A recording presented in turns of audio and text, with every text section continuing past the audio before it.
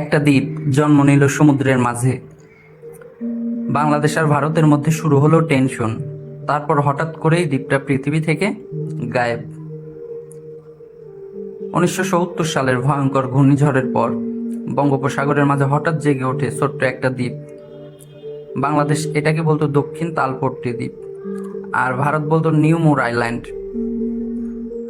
দ্বীপটা ছিল সুন্দরবনের কাছাকাছি, কিন্তু সমস্যা হলো এই ছোট্ট জমিটার অবস্থান ছিল দুই দেশের সীমান্তের খুব গুরুত্বপূর্ণ জায়গায়। তাই শুরু হয় উত্তেজনা। কার দ্বীপ এটা, বাংলাদেশ নাকি ভারত? অনেকেই ভাবতে পারে একটা ছোট দ্বীপ নিয়ে এত ঝামেলা কেন?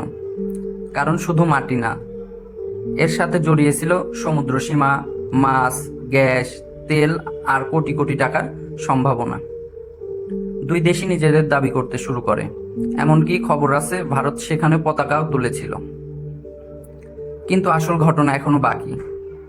বছরের পর বছর সমুদ্রের পানির উচ্চতা বাড়তে থাকে, ধীরে ধীরে দ্বীপটা ছোট হতে থাকে, আর এক সময় পুরো দ্বীপটাই পানির নিচে হারিয়ে যায়। হ্যাঁ, ঠিকই শুনছেন, যে দ্বীপ নিয়ে দুই দেশের টেনশন ছিল, সেই দ্বীপ এখন আর পৃথিবীতে নেই। বিজ্ঞানীরা বলেন জলবায়ু পরিবর্তনের কারণে সমুদ্র পৃষ্ঠের উচ্চতা বাড়ায় দ্বীপটা ডুবে গেছে। ভাবুন তো, আজ একটা দ্বীপ হারিয়েছে, ভবিষ্যতে কি আরো জায়গা হারাবে বাংলাদেশ? অবশ্যই কমেন্ট করে জানাতে ভুলবেন না। আর এমন আরো ইন্টারেস্টিং ভিডিও দেখতে চাইলে আমাদের ফলো করুন।